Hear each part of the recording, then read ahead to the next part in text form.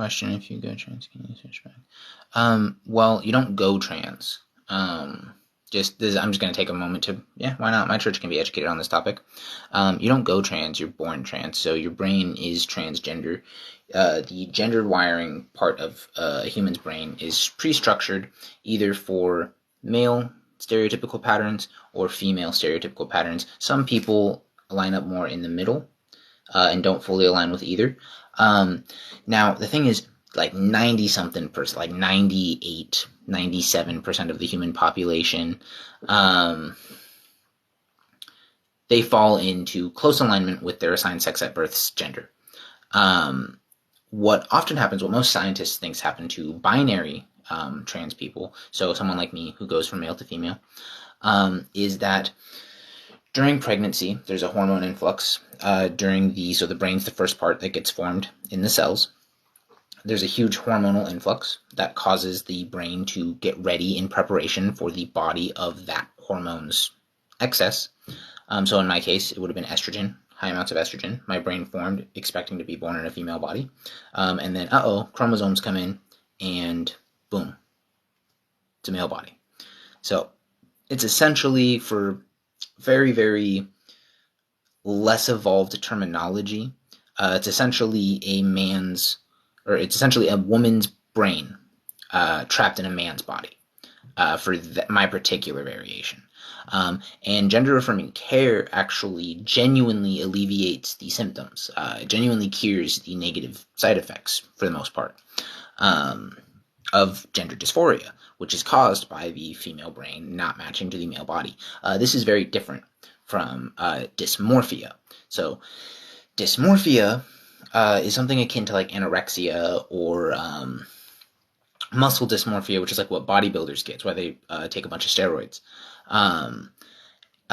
In those conditions, someone looks in the mirror and they see something that's not really there. So i.e. like an illusion, a hallucination.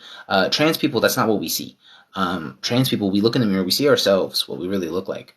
And our brains fire off immensely painful and uncomfortable pain receptors because, hey, our body's not supposed to be doing this. Our body's supposed to be producing these hormones.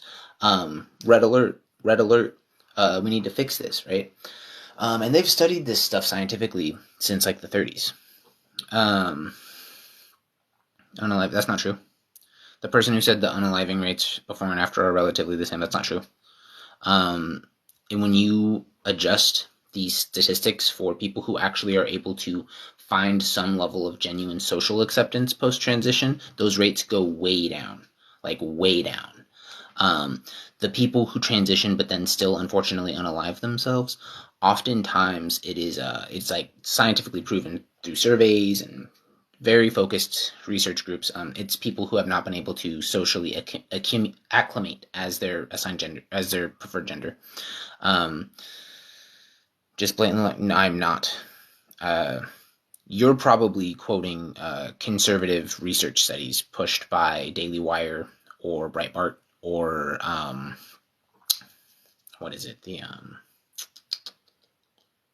What is that one association called? Turning Point USA. You're probably quoting one of those like big threes or some sort of like Jordan Peterson dissertation. My sources come from like a unilateral international study that was done largely by Switzerland, but also by a few other countries. Research is propaganda. Research is science, to whoever said that. But anyways, this is a church service. This is not a TikTok debate. So I